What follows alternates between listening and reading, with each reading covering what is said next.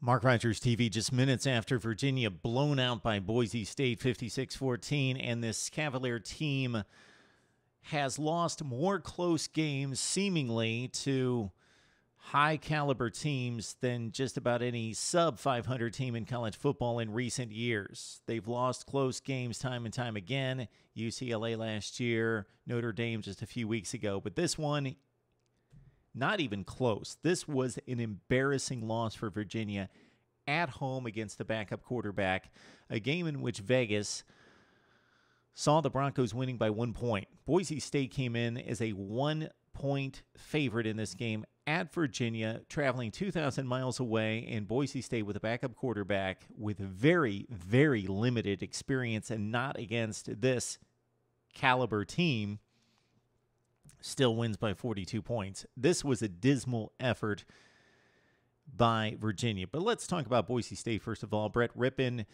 24 of 35, 321 yards, 3 touchdowns, and what the coaches love to hear out of a freshman quarterback in 35 attempts, no interceptions.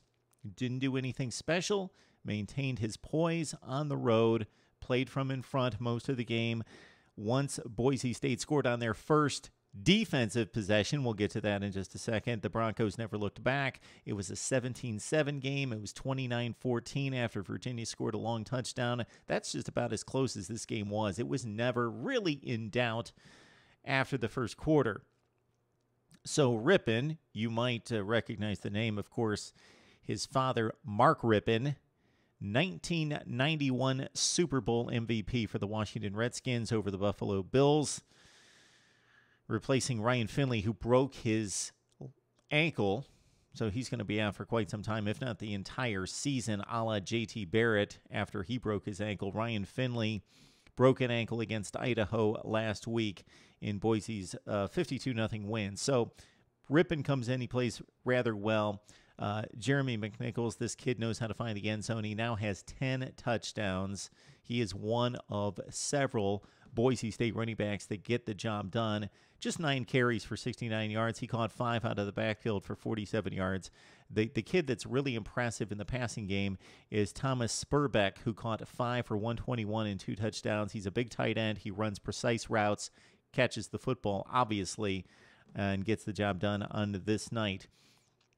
What was really apparent in this game is that Boise State was the far crisper team, even after traveling the 2,000 miles and playing on a Friday night, so getting one fewer day of practice, and probably with the travel situation, more practice time and preparation and film time taken away from the Broncos than that.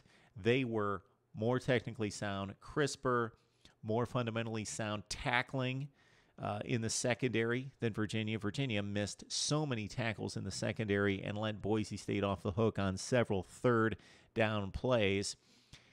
And they were dominant up front. The Boise State defensive line completely shut down Virginia. So let's look at the Cavaliers on offense, because Matt Johns had a horrible game that generally wasn't his fault. We don't know how well Matt Johns would have played on this night against the Broncos, because he didn't have much of a chance. From the first play of the game, sure, he made a horrible decision letting go of the football. If you saw it like I did, and I'm not going to pretend to say that I watched the entire game.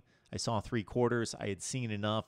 It was time to check out Stanford and Oregon State, because this one was dead at that point at like 42-14. But Matt Johns, on the very first play of the game, dropped back to pass, saw the pass rush that he was going to see the entire night, flung the football off to the right side, and it was picked off by Justin Tamamatue for a pick 6, and Boise State was off to the races from there, 7-0 right out of the gate, and any type of energy in that stadium was gone, and gone for good. Virginia could not run the football either. Dominated up front. It was like a brick wall every time the Cavaliers tried to run the ball. 33 attempts for 40 rushing yards. Of course, the sack yardage in college football included in that, so it wasn't quite that dismal, but it might as well have been, because Matt Johns was constantly facing third and long situations for the Cavaliers. He only completed 12 of 25 for a $199, 2 touchdowns, 3 interceptions, 3 sacks, but he was constantly hurried, flush from the pocket, had to throw the ball out of bounds, had to run for his life, throw the ball off his back foot. Matt Johns had no chance in this game. He did not look good. He was off his game from the very first throw, obviously, and then even past that. And then when the pass rush really took its toll, and the numbers of hits that he took and the pounding that he took its toll, Matt Johns was in for one rough night. And again, Virginia, 33 attempts rushing, 40 yards. Taquan Mizell, a highly recruited back a couple years ago, who's finally getting a shot with his football team, 7 carries for 2 yards, and his longest run out of 7 rushes, 4 yards against Boise State. There was no push up front for Virginia, and that was their biggest issue on this night. Offensive line. Defensively, they looked atrocious as well. They didn't get pounded on the run, but they were a step slow in the secondary. Guys were constantly open, and not enough of a pass rush on their end. And we're talking about a Cavalier team that usually produces outside linebackers and defensive ends that can get after the quarterback. And Brett Rypien had a pretty comfy first start at the collegiate level, 24 of 35. 447 yards for the Broncos, 273 for Virginia.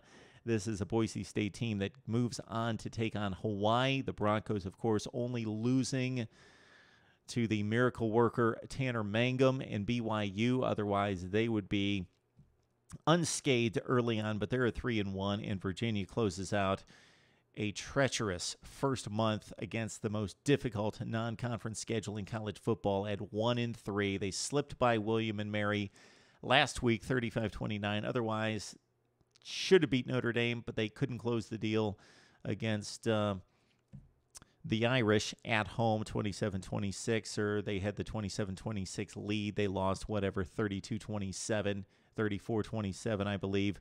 Lost the 2 games against UCLA and Boise State as well. So Mike London appears to be headed out. I can't imagine him surviving this season. They're 1-3 at this point. It looks like 3-5 tops in the ACC. The Cavaliers have a bye week. Then they go to Pitt on October 10th. They do have 2 winnable games to start off conference play, and taking on the Pitt Panthers and taking on Syracuse before they meet North Carolina. So that's the tale from Charlottesville. Boise State winning as usual and off to a fine start, and they're a team to be reckoned with. 56-14 over the hapless Cavaliers of Mike London. Let's talk it up right here on Mark Rogers TV.